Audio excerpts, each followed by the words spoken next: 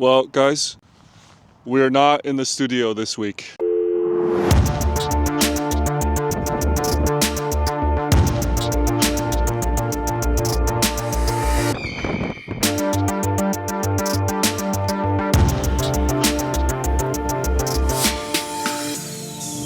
You guys know that I love tool watches, watches built with a purpose. You got your dive watches, field watches, pilot watches, watches that are built to be durable, that have adventure in mind. Well, we got kind of tired of filming in the studio, and so we are on one of the most rugged landscapes on Earth. We're in Iceland for 4 days, and we brought 4 watches with us. We're gonna put them through their paces, and let's see if they can keep up.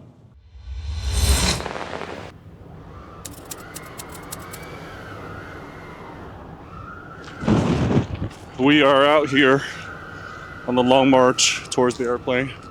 Say hi. It's windy as hell, so hopefully you guys can hear me. But we're gonna try to get to this airplane. We've been walking for about half an hour and get the drone up in the air. Maybe I'll feel like a pilot today. In 1973, a US Navy Douglas DC-3 experienced engine trouble and had to crash land on this Icelandic beach. We actually met a waitress whose grandfather helped to rescue the 7 crew members who all survived the ordeal. The 2-mile trek out to this desolate place was rough. A windstorm had rolled in the night before and we were pelted with gusts and sand. But after about 45 minutes of walking, we were rewarded with a dramatic backdrop for the Hamilton Aviation pilot day date. This watch next to the plane looked just as dramatic as I'd imagined. The mangled aluminum fuselage of the plane playing off of the curves of the stainless case. The skeleton hands echo the holes ripped into the sides of this plane's body. This was always the big boy pilot watch from Hamilton for me, and I'd been afraid to wear it, but somehow in this place, with the wind howling, it felt just right. I've been a proponent of smaller watches for a long time because I think they fit better in the wrist. I always say like my ideal size is 38, 39. But what I realize is this is a 42 millimeter watch and it feels just fine. Some watches just get to be big, pilot watches especially, because they used to serve a purpose. Unfortunately for our drone friend, we'll call him Lieutenant Dan for reasons that I will explain shortly. It wasn't such an auspicious outing. How amazing would it be for me to fly a camera drone at the plane crash, I thought. But I didn't account for the wind gusts that would immediately blow my drone out to sea the moment he took off. On a second attempt, Lieutenant Dan was hit by a gust so strong that it folded one of his arms, and the spinning propeller began to rip a hole into his other shoulder. Hobbled but not down for the count, the third time's a charm. He went up when the winds briefly died down.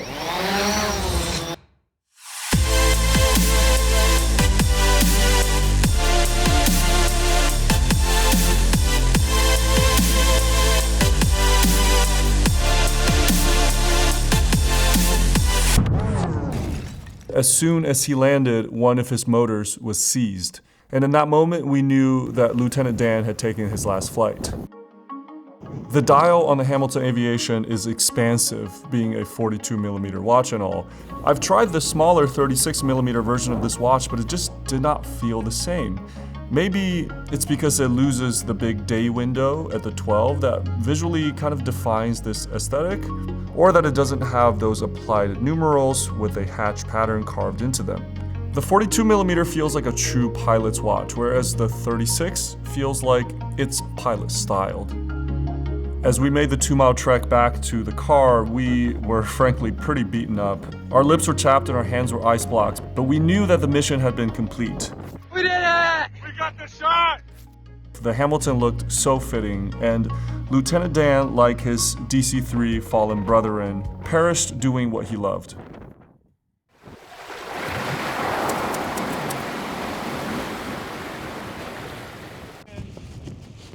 The weather on Iceland is temperamental, to say the least. It might be sunny one moment, but the next you might be caught in a rain band. Seizing on the clear sunset, we headed out to the black sand beach to film the Straum Straum is a Norwegian brand that makes some of the best dials in the business. These dials are inspired by the rugged coastline of their homeland, and the dials reflect the textures of these materials. This Fratello collaboration gets a lava-like dial that not only has a deep red enamel-like finish, but actually exhibits wave-like patterns on its surface, looking like the bubbling cauldron of a volcano. So it could not have been more suited for the island that we're sitting on. All right, let's take a moment and talk about the Straum. Number one is obviously the dial. I'm not really sure what the process is in making it, but it just does amazing things in the sun. So that's cool. And we have a lot of really interesting watches, really cool dials out there. It's fun to wear for a week and then they end up in a drawer. It's because those watches oftentimes don't have the engineering to back them up. This titanium case, the way that it's built, the complexity of it, the way the chamfers are polished, just feels like a quality product. Iceland was formed as the North American and Eurasian tectonic plates pulled apart.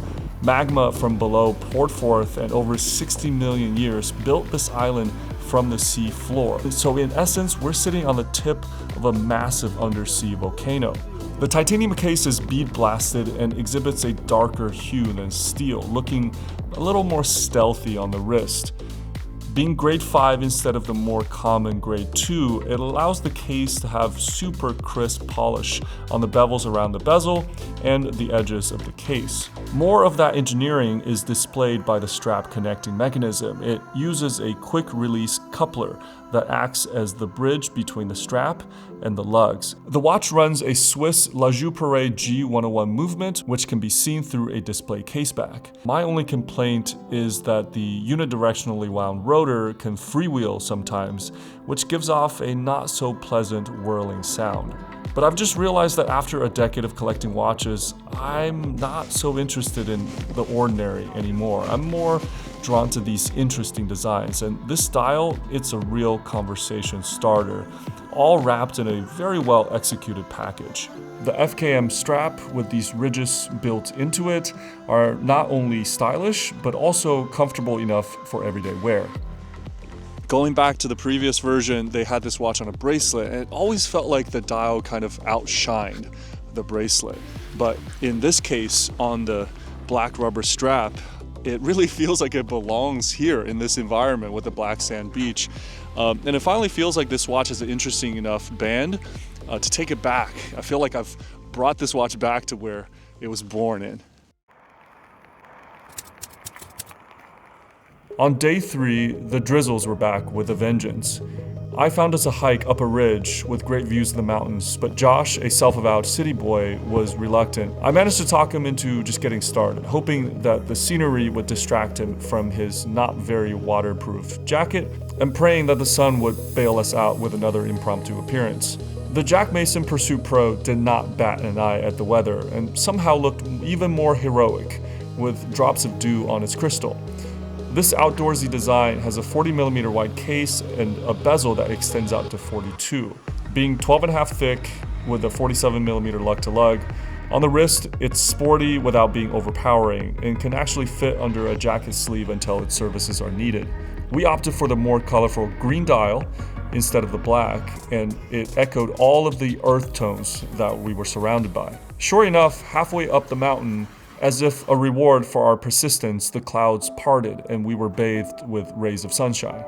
About this Jack Mason, when I discovered this brand like 5-ish years ago, I gotta be honest, I didn't care much for it. It was very much a fashion-oriented brand.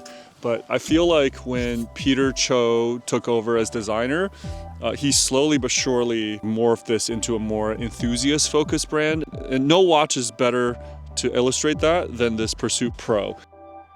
The Jack Mason seems to have been built for this. It has a hardened coating that makes it much more scratch resistant than bare steel, has a movement cage resistant to magnetism. It also runs the LJP 101 movement, but because it's got a thicker caseback without the exhibition, you're shielded from some of that rotor noise.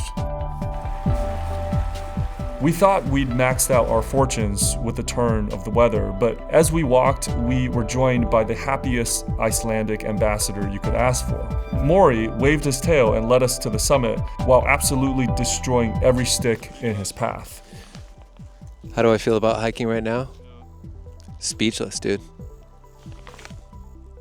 You know, with this plethora of small brands we have out there, what really makes a difference for me is attention to detail. The bezel, it's got this little lip. You can hardly see it, but if you run your finger across it, you can feel it. And the idea is that that lip protects that ceramic bezel from chipping. Look at the coloration. You've got little orange accents at the 12, at the tip of the second hand, at the 6 in the lettering, and even the orange pull tab on the strap. And what this watch seems to say is, hey, get outside. You know, the conditions might not be 100%, but get on the trail and everything will make sense. Our fortunes continued that night as we caught the Aurora Borealis, and its colors match perfectly the green hues coming off the Lumi blocks from our watch.